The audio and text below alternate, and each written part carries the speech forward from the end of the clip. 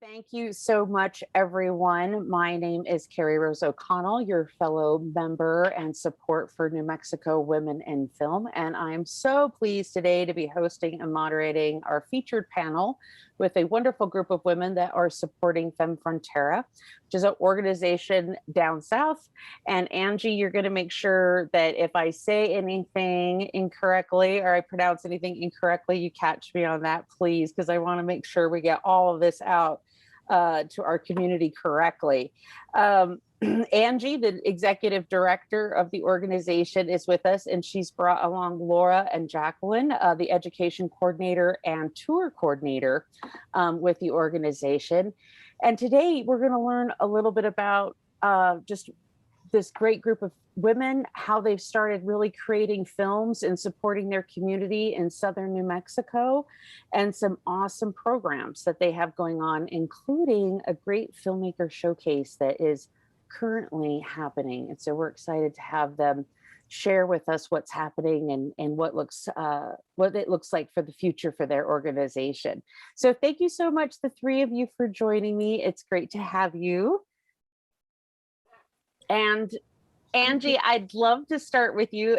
Can you just introduce yourself to our great group here? Tell us a little bit about being the executive director and maybe a little bit about your background in film and media and what brought you to this position. Sure. Well, Carrie, thank you so much for having us. Thank you to New Mexico Women in Film and all of the members who are here today. This is a lot of fun for us to be able to meet all of you and expand the information a little bit of what we do. Yeah, so again, my name is Angie Reza Tures. I am the executive director of Femme Frontera. We started in 2016, and it was really by accident. We had a filmmaking showcase for women filmmakers from our region of El Paso, Las Cruces, and U.S Mexico. And it was a super fun time. We screened 6 shorts, and it became a celebration of women on the border. And it was an election year, and there were a lot of horrific things that were being said about the border. And so we were encouraged to take our films on tour around the country, more so as a way to start challenging a lot of the stereotypes about border communities and those of us living in them. And so that's how Femme Frontera started. My background is that I was one of the filmmakers who premiered my film at that very first showcase. Nice. And I continue to be a filmmaker, though Femme Frontera has taken up more of my time for sure these days. But I just finished the first few drafts of a feature script, a feature narrative, my first, that I hope to get out within the next couple of years and continue to make films. Everyone on our team is very active in making films, and we're just honored to be able to do what we love. So yeah, it's fantastic. Yeah. I was telling Jackie and Laura when they first joined in that one of the things I loved researching a bit about you guys as I was preparing for tonight was just that you really are a community that took passion and turned it immediately into action. You know, it was just like all the barriers you usually think of, it just seems like you destroyed those and went for it. And I found that so inspiring. And I think that that kind of passion is what it takes to really get, you know, wonderful, unique, important stories out there. So it's so great. I'm so glad to have you. And I can't wait to hear more about your feature as you develop it. That's so awesome.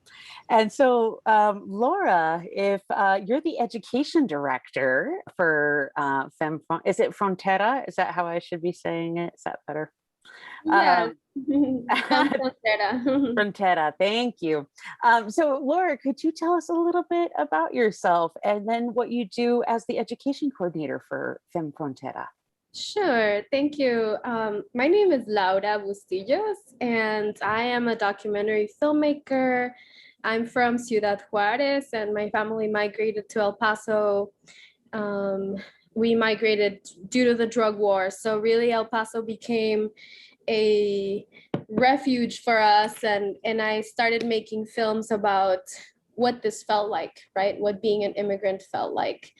And then Angie invited me to screen my film in 2016 with the Femme Frontera group. And I've just really loved being part of this community and growing with this community. I live in New York City now, but I still continue to be active in the region's film world, right? Nice. Because of Femme Frontera. So I'm really grateful for that.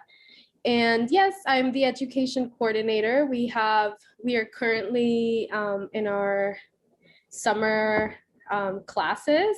So we are holding adult classes, smart device filmmaking for adults, and we have classes for youth, for children. We have fiction filmmaking, documentary filmmaking, animation classes, and they are really successful. Our children and adults really love these classes. And we are beginning to expand these workshops into Spanish language workshops on the other side of the border. So that's also really exciting. All thanks to Angie's great work and getting us the resources to really break those barriers, as you're saying, right? Yeah. So it's really exciting to be part of this. Thank you. Yeah, absolutely. That's wonderful. I love to hear that you're doing animation, right? It's so important that we start really expanding the awareness of all the different opportunities there actually are in film and media now. So that is so fantastic. Thank you, Lara. It was great to hear from you. And Jacqueline, our tour coordinator for Femme Frontera, can you tell us a little bit about your role at the organization and background in film and media? Maybe a little bit about your passion for what you're doing. Yes. So I am a multidisciplinary artist on the border, and also been really involved in community activism for quite some time. And when Femme Frontera formed, and it was incredibly encouraging and inspiring for me. I went to every screening since 2016 and would leave in tears, just seeing women being represented in the film industry, and also seeing stories that I could relate to as a Mexican woman and a border woman. And I always had this story that I really wanted to tell, and through film. And it was thanks to Femme Frontera and through Angie that I was able to receive a grant and to make my first film. And it premiered with the 2020 showcase last year. It's called Josie. And through that experience, I got to, just see everything, that the capacity that Femme Frontera is serving the community, and was invited to be a part of the team as a tour coordinator. And so I've been working as a tour coordinator, organizing screenings all around the world, and the country and the world, just trying to spread this showcase. It's an amazing lineup of 7 female filmmakers, and each film is incredible. So that's my role right now, is to just spread this showcase and share it. That's so fantastic. And so I'm going to stay in touch with you, Jackie, because we definitely want to host one of your screenings up here with our members. So we'll talk. I love that. That's so great. Yeah. And we're going to talk more about some of these programs, the workshops and the grants. But I'd like to just share with everybody some of the notes that I wrote down about this wonderful organization. And I'm going to really quickly as well. I welcome you and encourage you in your chat box. This is the, let me, if I can do it, here we go. I'm going to just put the link to the website for this great organization there in the chat box. Please check that out. You learn a ton about what they're doing, their history, their future. You can follow their Facebook and Instagram pages real easy off their website. So please follow, bookmark, all that great stuff.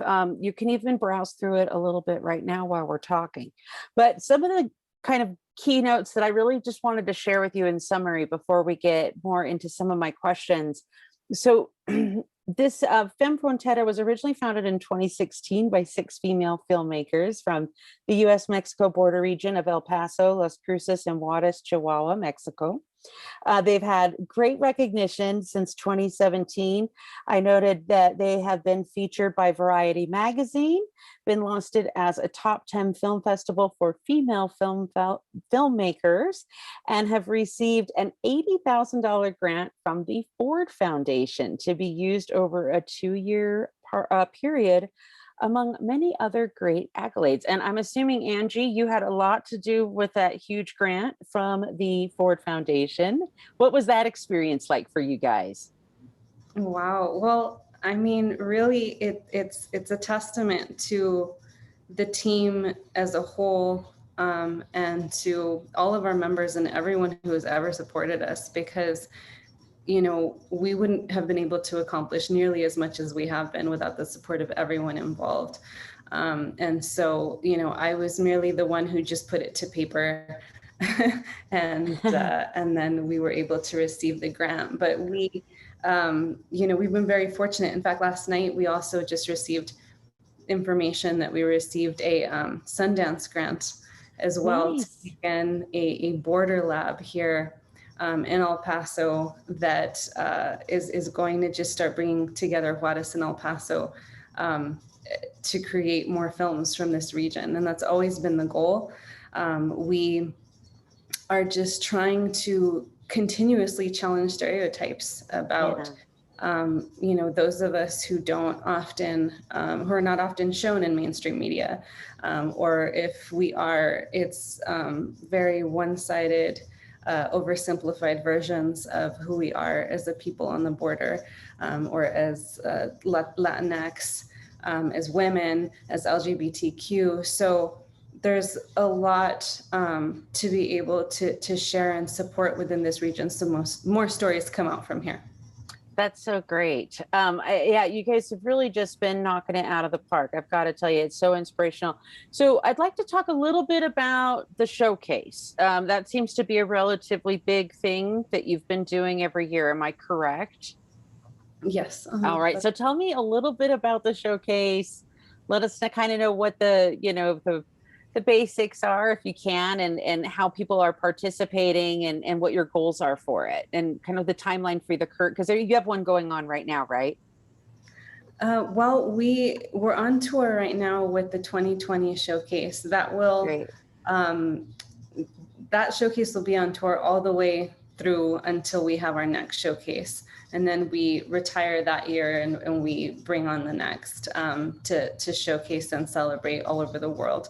And so, right now, so along with the tour for the 2020 showcase, which is such a gorgeous lineup, if you haven't seen it, please get onto our website. We have a tour schedule. A lot of festivals are still virtual, so it's still very possible to watch these films online. If you want to host a screening with the showcase, we're also very open and willing to work with you on that.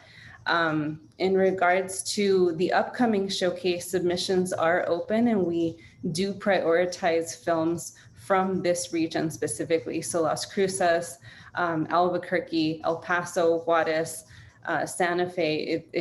We love films on the border. And so, we still consider a lot of New Mexico on the border as well. And so, it's exciting to be able to share these stories. That's great. Is it mostly short films? Is that what the showcase is focused on? Yeah, so short films no longer than 15 to 20 minutes, made by women, trans, and non-binary folks are accepted. Just pretty much no cis males. In our showcase. And everybody else is free to submit. And then we also have a children's showcase, but that is limited to our El Paso, Juarez, Las Cruces region at this time. Yeah. That's great. So let me ask, I'm assuming then, Jackie, you have a lot to do with touring the showcase. So you guys make your selections, and then you schedule just as many great screening locations as you can, and you bring your grouping of films. Is that kind of what I'm getting correct? Yes, we try to, we've been focusing on film festivals that are kind of aligned with our mission, but we're also open to screening with Middle America, anywhere we want to get our showcase out there. We screened with the Philadelphia Latino Film Festival, the San Diego Latino Film Festival. We're actually working on a screening in Taos at the end of August, so keep your ear out, with the Harwood Museum of Art. Oh, nice. and in collaboration with the Latino Cultural Center there. So that should be at the end of August. But I'll put my email in the chat in case anyone, has ideas for places for screenings. Yeah, that would be great. I have like a bunch right off the top of my head I'm thinking about, but I'll email you. Yeah. And then, so you have hopes that you're going to take eventually to some international spots, yes? Yes, we're hoping in October to screen in Australia with the Melbourne's Women's Film Festival. Wonderful. And we're just reaching out to different places right now. We have wonderful allyship with our sister chapter in WIF Australia. So if you need me to give you their names, I will get you in touch with them, because I'm sure they'd be happy to receive you guys and welcome you to Australia and support your work while you're there. That'd be great. Yeah, absolutely. Absolutely. I'll make sure I put you in touch with them. And so let me ask, let's talk a little bit about the 2020, since that one is still circulating, and the 2021 is in submission process. And any of you are welcome to answer this, but tell me a little bit about the films that you selected and that you're featuring. And, I know Angie mentioned some ways to watch them, but, how can we help really engage viewership of those great stories that you're showcasing?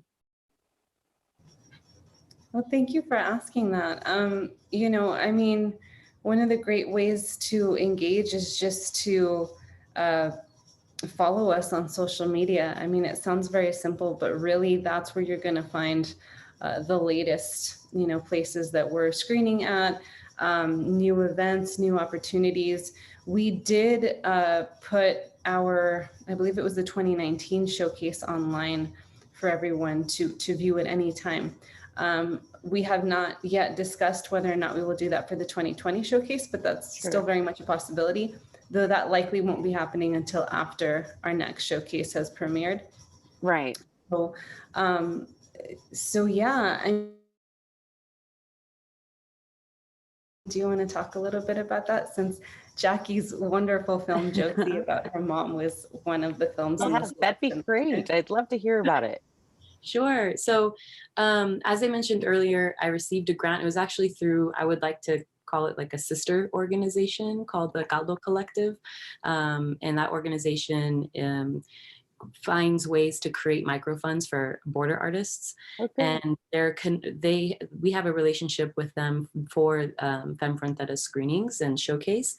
And so once I received, a little bit of funding, it was more like just a bit of fire under my butt, and also just made me feel like I had a support group, to achieve this dream of mine that at one point I thought I was never going to be able to do it. So I had people to call up to encourage me and to pick their brains about how to, write a screenplay and how to, create a set list. And so I would call Labu, Laura, and Angie, and the support was really, really important.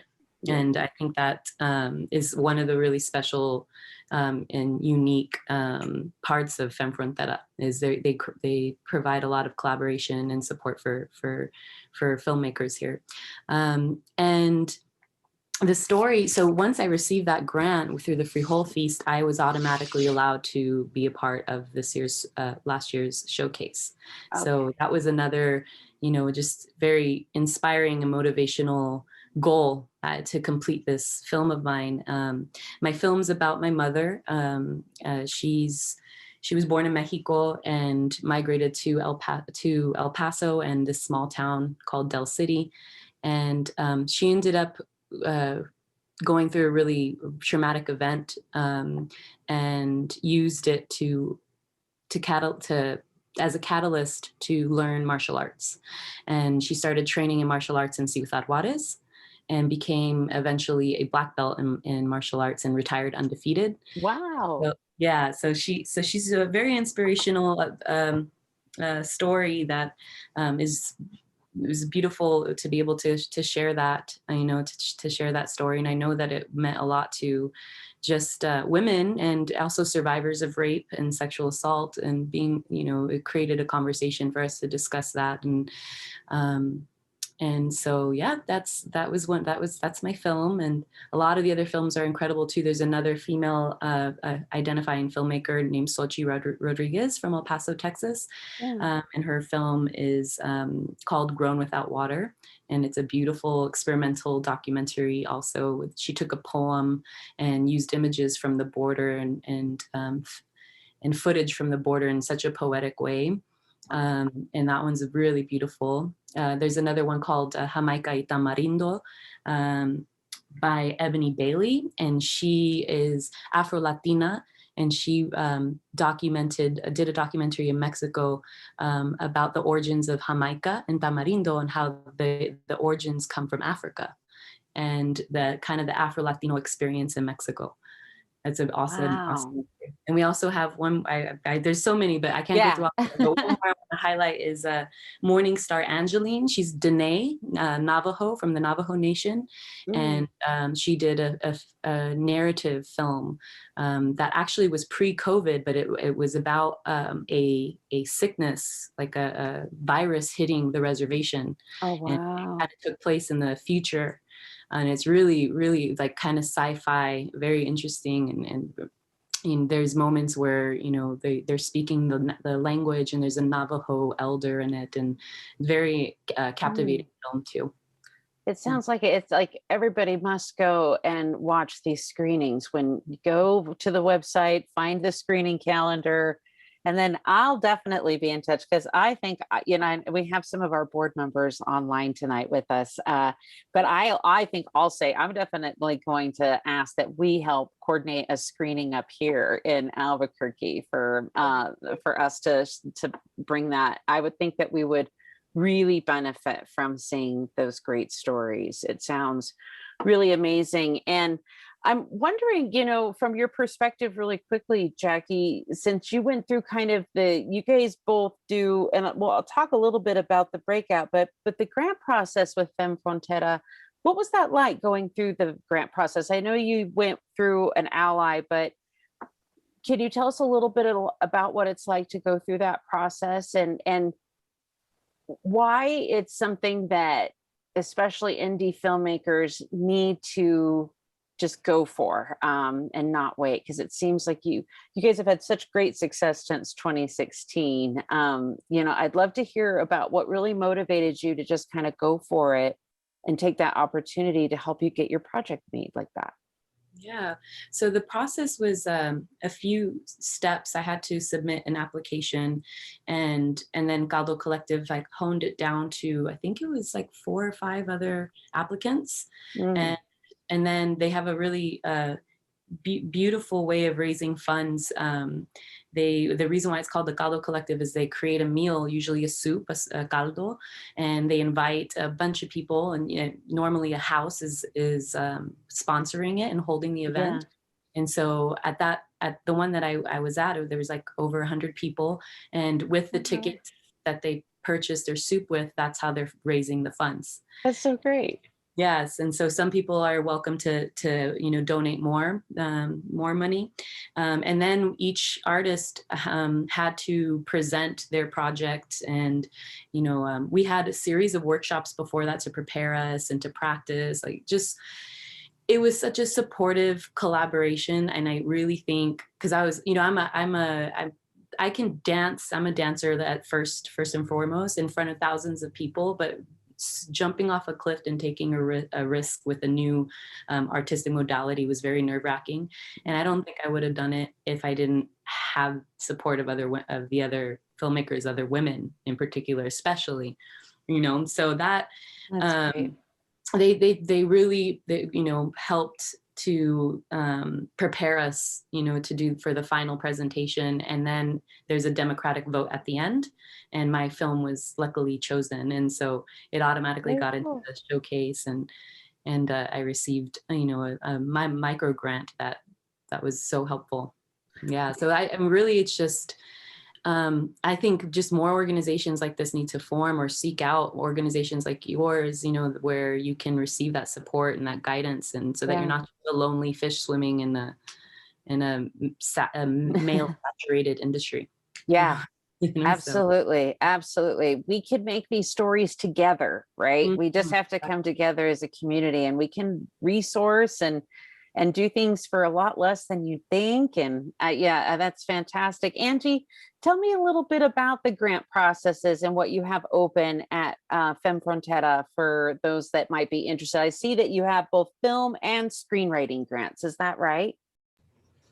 Yeah, so due to the support of the Ford Foundation, we were able to re-grant some of that money for filmmakers from our region specifically. And so what we did was previously we'd only been able to hand out one $2,500 filmmaking general grant to one recipient in all of, Juarez, El Paso, Las Cruces combined. Yeah. This time we decided to split that apart and grant one for each city. And so we did that with a screenwriting grant. And so our screenwriting grants are $500 each. And then with our filmmaking grant, we were able to expand that to one specific $2,500 grant for Juarez and one $2,500 grant for El Paso or Las Cruces. So we hope to continue expanding and doubling our re-granting efforts. But for now, being able to hand out 5 grants to recipients from, earlier this year has been an amazing, very proud thing that we do. Yeah, absolutely. For the screenwriting grants, is it to help them with software purchases or educational workshops or seminars? Or are they just kind of, what are they meant to use it for? Yeah, so it is pretty much unrestricted as it stands at the moment. If you need to hire a babysitter with that $500 so that you can have time to write your script, that's what you do. Great. In whatever way that you need it. If it's to pay yourself so that maybe you can take a couple of hours off work and pay yourself for that grant money to work on your script, use it. Sorry, my cat has just made it. No worries. That's why I have a picture backdrop, because mine cannot be trusted. That's great. And so that is, I think, so wonderful, because so many people, that's a real barrier, right? Just time to write and time to create and practice, and to give them that kind of unrestricted moment where they could say, like, all right, well, with this, I can afford, like you said, that babysitter or the week off, and I can just focus on honing this screenplay that I want to finish. There's just so many advantages to keeping it unrestricted like that. So I love that you guys did that. That's fantastic. Thank you. Well, the other thing too is that as an additional perk, each of the screenwriters receive a mentor workshop or mentor one-on-one session to be able to go over their script with a professional, especially within whatever genre that they're pursuing their film with. So, it's really exciting for us to be able to reach out to our community and ask them for help. We did reach out to the community and ask who was willing to be a mentor for our grantees. And so it's a really beautiful thing seeing everybody come together and help collectively. Yeah, I know. We just finished our quarterly mentorships, and I'm hoping you guys all had a good connection if you're on this Zoom with us tonight and did participate in a mentorship. It is a great way. And we just actually had a group mentorship with some of our screenwriters, and it is such an important aspect of storytelling to really support. And like Jackie, I hear you, you can perform in so many ways, but something about really writing a personal story is very vulnerable, and it can be kind of scary, and you come up with a lot of reasons to get freaked out if you should continue to write. So I love that you guys are giving people the space to do it. That is fantastic, and the guidance. I'm wondering if we can talk a little bit, assuming the film grants are similar to your screenwriting grants. And I'm assuming there's just a selection process, right? Like you would submit either like the concept of your project or a sample, and then you guys as an organization kind of pick those that you feel are most in alignment with what you're trying to achieve, or how does that work? Yeah, so we do have a selection process. With the filmmaking grant, it's a little bit more extensive in that you do need to fill out a treatment. We need a timeline. We need a budget, because you're also going to automatically be receive acceptance into the following Femme Frontera Filmmakers Showcase. So we just need to know that you have the means and the ability to see a film from start to finish, whether that means raising additional funds, or if you can use, the entire $2,500 budget to do it, which I've seen a few times now with our recipients. And with the screenwriting grant, it's a little less intense as far as the application process goes, mostly because we are encouraging for people who have always had a dream to write a film, but haven't necessarily been a filmmaker before. Yeah. And then like I said, we're providing you with workshops and one-on-one mentorship opportunities to be able to hone in on what you want to do without the limitations of needing to having been there, done that. But it's at the same time, our filmmakers also can be first-time filmmakers like Jackie, so Yeah. you just need to make sure that your vision is clear, the way that you communicate it as well, that you have a strong team behind you, and it's exciting. We're ready to support you. I love that you're really holding it to how the business of film really works, though, making sure that people understand you got to have certain things ready to be able to move to the next stage. That's such an important part of, I think, what as a overall industry in New Mexico, we're still learning is the community that's creating and bringing this industry into more full life, right? And so I love that you guys are really helping people understand the most successful way to also produce a project. It's like you're naturally taking them through that. And that's going to make them successful on their future projects that they do independently. So I think that's a really great way of putting them through that grant process for the films. I'm wondering, if I can ask before we talk about anything else you guys wanted to mention or get into any Q&A with our audience. Laura, I'd love to talk a little bit more about the workshops. You gave us a great kind of overall about a lot of the topics that you're hosting. Can you tell us a little bit a bit more about the structure of the workshops, what it's like in the community, some feedback maybe you've gotten from community members about what the workshops have meant for them, and maybe how people can participate or sign up for a workshop? Sure. Thank you. So our youth classes, we have different instructors for each class. Angie is the instructor for the littles, that's 4-year-olds to 7-year-olds, I believe. So the structure is a little bit different for that class than the rest of the classes. I believe she sends a daily video, and then the parent is in charge of playing that video for the child, and then they create a short film. The rest of our classes are via Zoom. They used to be in person. We hope to have them in person again soon. We had to adjust our ways of teaching last year. So yeah. I actually believe that this Zoom method, even though it's exhausting sometimes, it's actually allowed us to expand, to be able to teach more diverse groups of people, right? So I am the instructor for the adult classes, and my classes are filled with, like I said, such a diverse group. Like there are some people who have access to or access different needs, right? So like disabilities and stuff. So I know that in real life, it would have been a challenge for them to join. So Yeah. Zoom is really great. They are able to see the possibility of filmmaking, right? Even though they have different opportunities or different abilities,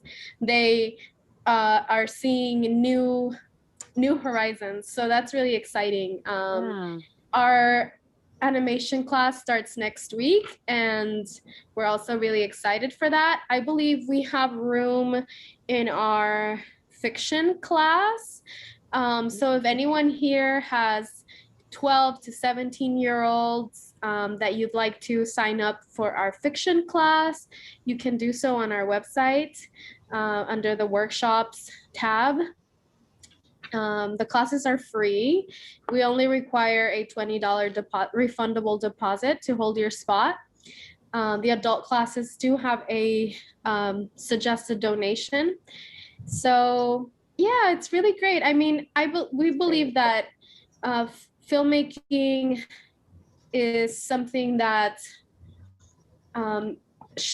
we all can make films, right? We all have access, or most of us have access to smart devices and cameras that are easy to carry. So we're really excited to share our knowledge with our communities and empower them to share their own stories, right? Yeah. I really enjoy when my students open up and share about themselves, right? Yeah.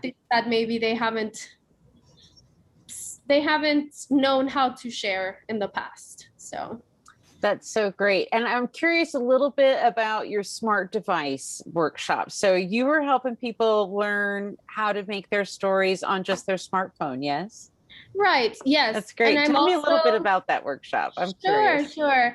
I mean, I also teach basics about framing, lighting, editing, narrative, and then we go into film editing in your phone and capturing video in your phone. But I also believe it's important to share a little bit of the theory, right? Like how to tell a story, how to understand light, how to make a beautiful photo, how to make a beautiful video. So I just get really excited when our students are taking notes and actually like absorbing the information. It feels really good. So when you have workshops, do you see do you ever get any like end results of stuff that they've done after they've taken the workshop to kind of see what you inspired? yes, I do. Or sometimes I have students send me photos like, hey, what do you think of this? You know, is this, I'm following your framing, or what kind of lighting is this? So I also like to make myself accessible to the students, right? Sometimes when folks haven't had exposure to film education, it feels like it's not an accessible medium. But with these workshops, we'd like to sort of shift that feeling. Yeah. So that everyone knows that it's actually a highly accessible medium, right? Yeah. What kind of phones do you use for filmmaking? We can use both Android or Apple phones. That's what we work with in our classes, or any kind of tablet.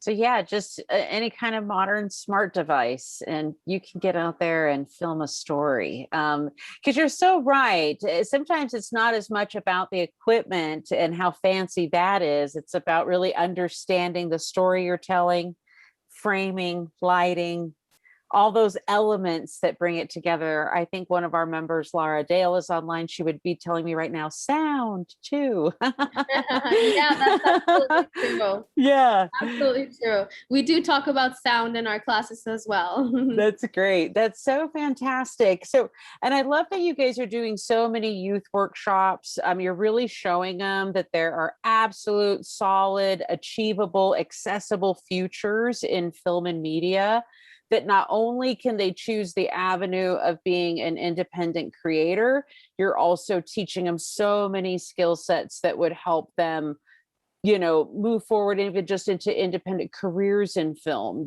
working in post-production, working in camera, directing, all these types of things. So I just really want to acknowledge how fantastic it is that you guys are focusing within that youth demographic as well, because you're giving them such a good opportunity, an idea for their futures. Is there anything that I haven't asked you guys about? Oh, I have right here a little note. I just want to mention there is a donate option to this great organization right there on that website that I linked for you guys earlier.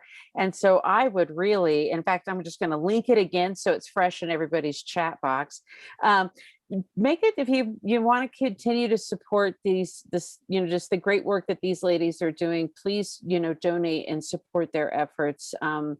Angie does a great job getting the big grants for them. But, even small dollar donations add up and make a difference. So make sure if you can, throw your support their way. For you three, was there anything that I haven't asked you about that you really want to make sure we know or understand, or that you want to share before we open it up to see if anybody has questions for us this evening?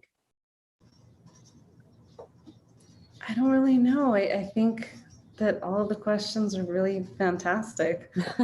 We're able to get a lot out in a very short amount of time. You guys were very good. We just got all the details. Like, it was like we rehearsed this, but really, we just kind of talked about it over text message and went with it, didn't we? No, I think we've covered some great information.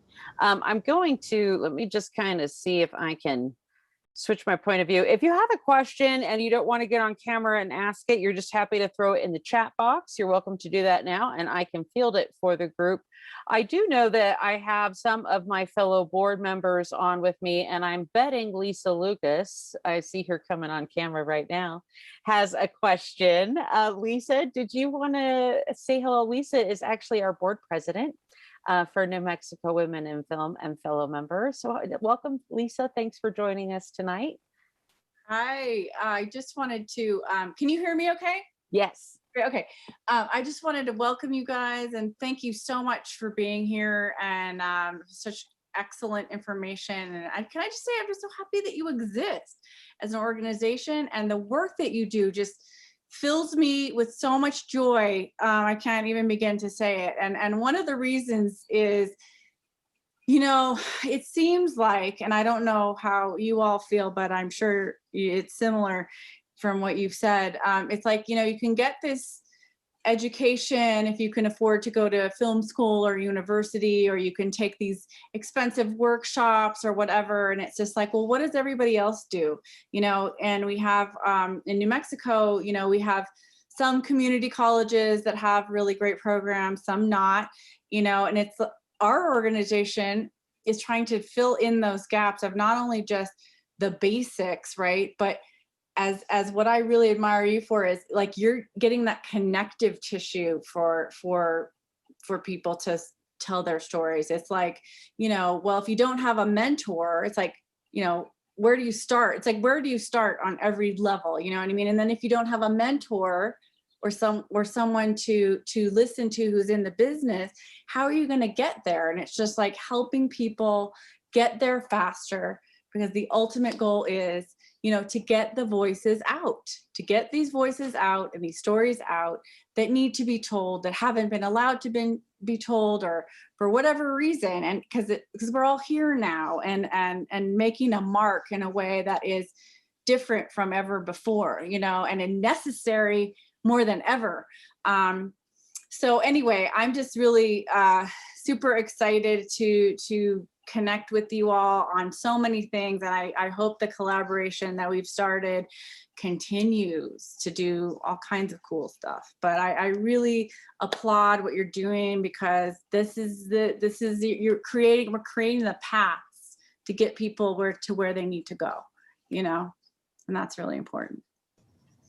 Thank you so much, Lisa. It's very nice to meet you and to hear that. We don't often hear sort of what people think about us or the impact that we have. So it's really nice. Thank you. Thank you. Absolutely. You guys are really inspiring. You know, I wanted to stress to you, they started in 2016, right? So think about what they have achieved as, you know, just a small group of focused, inspired women that have decided these stories are important. These communities are under-recognized and misunderstood and misrepresented. Representation matters, and they were just going to make their stories. And one of the reasons, and I'm sure Lisa agrees, and why I was so excited to connect with you guys and bring you in for this featured panel and to start, you know, working as allies in any way we could, is because that's exactly what we're trying to foster within our own community, is that real awareness that we can do this on our own. You don't have to wait for permission from some big market player that tells you you're finally valid in some way, or whatever people think happens in film and media. Like, that is all really almost a false narrative we've been fed so that we stay out of the business, right? And so what you guys are demonstrating for people is super important, because it just, like I said, it knocks down all those preconceived notions, those barriers. It just shows that if you have a passion for it, you can turn it into action and you can make things happen. And so just, yeah, big applause to you guys. Seriously, it's just inspirational. And I can't wait to see what you keep doing going forward. Do I have any other questions from our members that are still with us? I've seen some people pop off and on. We might be having network issues out there in the world this evening. But any other questions that anybody would like to ask our panel? I'm not seeing any in chat. I'll double check. I'm not seeing any hands. You can just come on camera or ask a question in chat.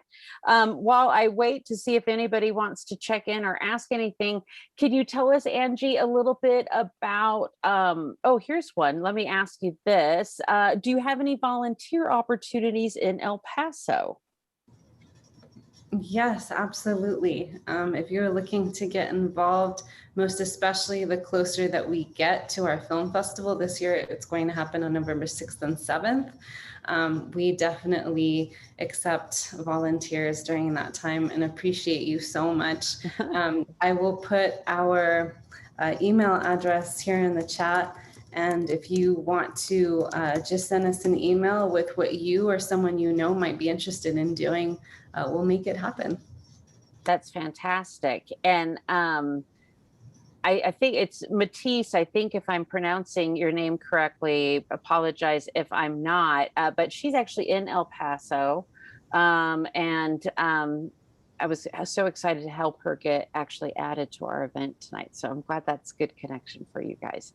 Leslie, we have just a great, Leslie Fleming Mitchell is the vice president of our board and fellow member of New Mexico Women Film. And she's just giving you guys a bunch of love there in chat. She thinks you guys are great.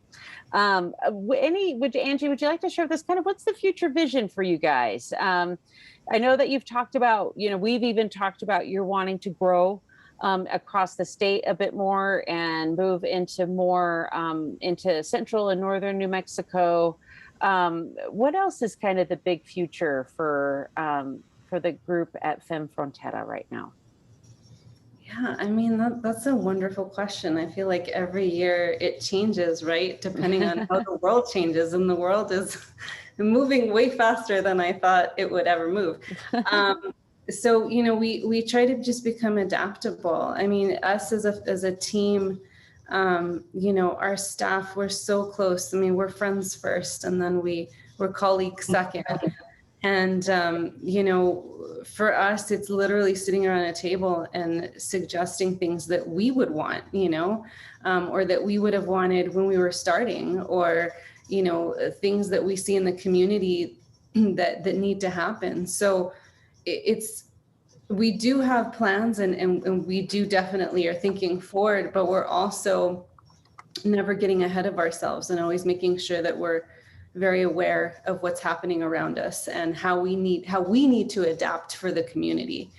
And so, you know, I think for us, that's kind of how we've always done it. But I mean, we do have plans to expand the showcase into, you know, a full-fledged film festival. You know, we were thinking about doing that before COVID hit. But, you know, the great thing about what we did learn during COVID is how important it is to get our showcase up online and to have live feeds even once we do return to in-person. Yeah. And then just, of course, expanding our programming as much and as far as it can go. I mean, the ultimate goal, of course, is to expand this border lab into something like a Sundance Filmmakers Lab, you know, that has its own center and is able to just work independently as its own entity. So, you know, but that could change. I mean, again, it's just kind of what we feel the needs are at the moment. And it's just exciting and it's so cool to do the work that we do. Yeah, that's great. And I think that's a great forward vision. And I have no doubt you guys will achieve whatever you decide you are going to focus on year to year. Watching how you have come out from your start in 2016 has been just incredible. Jackie or Laura, any final thoughts or any other notes you want to share with our community and those that will watch on YouTube about the organization, or any notes of inspiration for the work that they're working to get done out there? Laura? Just make your movies. That's all, you know, tell your stories. I find that often when people make films about their own experiences, those are the most powerful movies. So do that. Tell your stories. Don't let anybody else tell your stories for you. Absolutely. I think that's a wonderful sentiment. Any final thoughts, Lisa, before we go ahead and let these wonderful people go off into their nights? I just want to thank you so much for being here. And it's a comfort to know that, you know, we have representation in the South and along the border. I know of so many, my former students, especially here in New Mexico, a lot of them lived in El Paso and surrounding area. And we're like, you know, what am I going to do? I'm going back home, you know, and I'm going to Texas. And so we were talking a lot about, you know, how they lost their incentive and, you know, other things and how we could collaborate. I'm like, well, you know, that part of the New Mexico incentive has El Paso in there and includes that and that whole thing. And I don't know in this next legislative session, I know I'm getting off on legal, but that's okay.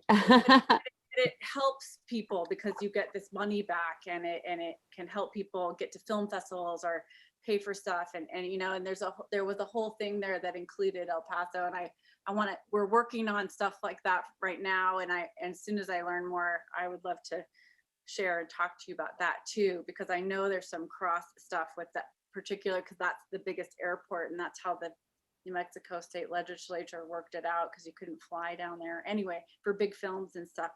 But I digress. I'm just, you know, what I really wanted to say was that it's wonderful, just the prospect of the future of everything that you're doing and how we can join forces, help you guys out when you need it. You know, we hope to have more, you know, monies for scholarships and different things, you know, that we'd love to join up with you on, mentorships, classes, you know, whatever we can do to help promote you, we will do. You know, we're here for you. So absolutely. You got us. Thank you so much, Lisa. That is absolutely wonderful. We should have a meeting and let's come up with some ideas. Yes. Deeper details of how we can do more things, for sure. Absolutely. I will make sure we connect that, because I think that we absolutely need to stay in touch. I want to take one of Lada's workshops. So now that she's shared with us, I'm like, I want to take one of those workshops. But this has been great, everybody. And ladies, thank you so much for joining us tonight and sharing about your wonderful organization, mission, efforts, everything that you're doing out there in the world. To tell great stories.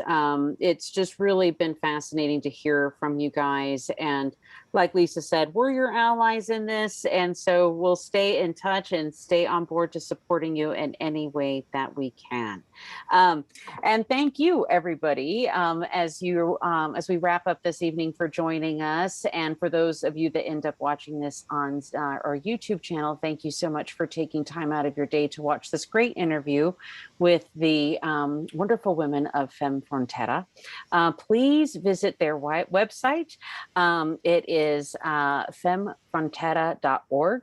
Follow them on Facebook, follow them on Instagram. Those are the best places to make sure you follow everything you need to know about the great work and opportunities that this organization is providing. And thank you for joining us so much this evening.